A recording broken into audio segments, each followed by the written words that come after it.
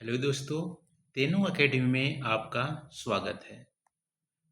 दोस्तों, हम लोग आज की इस वीडियो में अक्षांश पे 10 हम बहुविकल्पीय प्रश्न को यहाँ पे डिस्कस करने वाले हैं।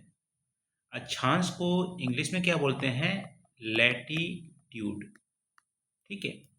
और ये जो अक्षांश हमारा टॉपिक है वो अध्याय 1 का पार्ट है, पृथ्वी पर स्थानों की स्थिति। और यह अध्याय हमारा कक्षा 6 की जो हमारी सामाजिक विज्ञान है, नया एनसीईआरटी का, उसका पार्ट है। चलो हम लोग अक्षांश पे 10 हम प्रश्न यहाँ पे डिस्कस कर लेते हैं। पहला है, पृथ्वी की सतह पर वह रेखा जो भूमध्य रेखा के समानांतर खींची जाती है उसे क्या कहते हैं? पृथ्वी की सतह पर वह रेखा जो भूमध्य रेखा के समानांतर खींची जाती है उसे क्या कहते हैं? बताओ क्या कहते हैं? ये हमारा पृथ्वी है, ये हमारा है भूमध्य रेखा, इसके समानांतर, ठीक है, इस तरह से जो रेखाएं खींची जाती है उसको क्या बोलते हैं? उसे बोलते हैं अक्षांश। ठीक है, उसे बोलते हैं अक्षांश। तो 1 का हमारा इसका उत्तर हो जाएगा ख, अक्षांश। और जो ये अक्षांश होती है ये उत्तर और दक्षिण में दूरी मापने में सहायक होती है। दूसरा प्रश्न है, अक्षांश पे कितने प्रमुख अक्षांश को मानक के रूप में माना जाता है? कितने प्रमुख अक्षांश को मानक के रूप में माना जाता है? जो मेन लैटिट्यूड्स हैं वो कौन कौन से हैं, कितने हैं? आपका आंसर यहाँ पे चूज कीजिए। देखो, हमारे एक तो हमारा भूमध्य रेखा है, उसके बाद कर्क रेखा है, उसके बाद आपको यहाँ पे आर्कटिक जो रेखा है, फिर यहाँ मकर रेखा और अंटार्कटिक। ठीक है, तो टोटल कितने हो गए? 2 2 4 1 5। 5 हमारे मेन लेटीट्यूड है, 5 हमारे मेन मानक अक्षांश है।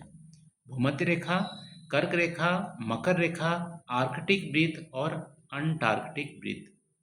ठीक है, ये 5 हमारा मुख्य अक्षांश है, मानक अक्षांश है। तीसरा प्रश्न है, भारत में कौन सी अक्षांश रेखा होकर गुजरती है? भारत में कौन सी अक्षांश रेखा होकर गुजरती है?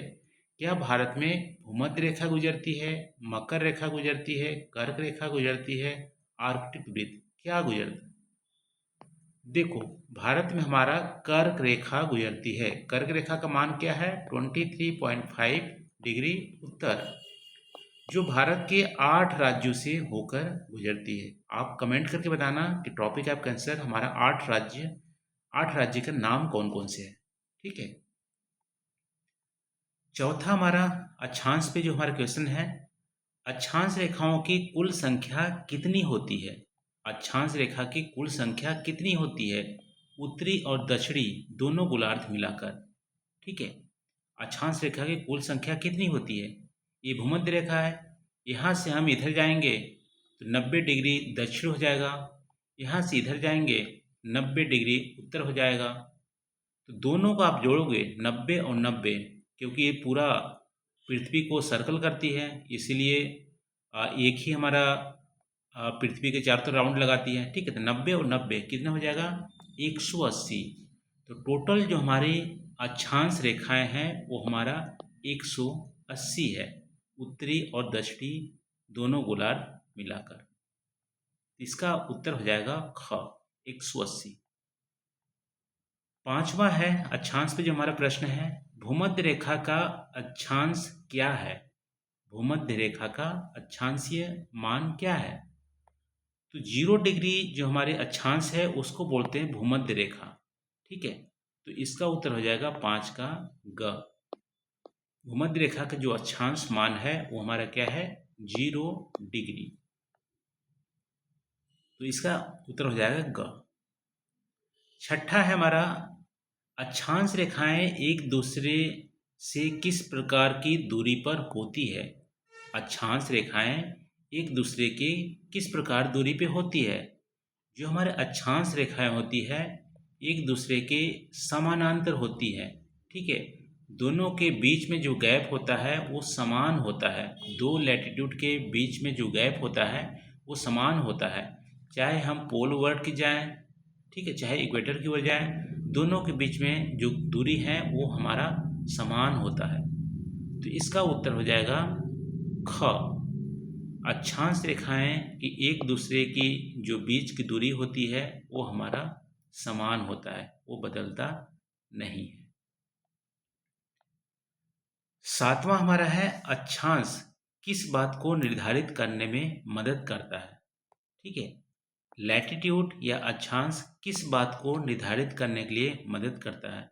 क्या देश का क्षेत्रफल बताता है, समय बताता है, जलवायु और तापमान बताता है, ऊंचाई बताता है, क्या बताता है? तो अक्षांश हमारा जलवायु और तापमान बताता है। ग। देखो, ये हमारा भूमध्य रेखा है। भूमध्य रेखा से जैसे हम पोल वर्ल्ड की जाएंगे तो हमारा क्या है, तापमान घटता रहता है, तापमान घटता जाता है, कंटिन्यूअस घटता है। तो किसी स्थान की जो जलवायु उसके उसके अक्षांश पे निर्भर करती है और वहाँ के तापमान भी अक्षांश पे निर्भर करती है। ठीक है, तो लैटिट्यूड जो है वो जलवायु और तापमान को बताता है, क्योंकि भूमध्य रेखा पर सूर्य की किरणें हमारी सीधे पड़ती है और जिससे वहाँ पे बहुत ज़्यादा गर्मी होता है, और जैसे जैसे पोलवर्ड की जाते हैं सूर्य की रेखा तिरछी होती जाती है जिससे कि वहाँ पे तापमान कमी होता है। तो 7 का हमारा ग हो गया, तापमान और जलवायु।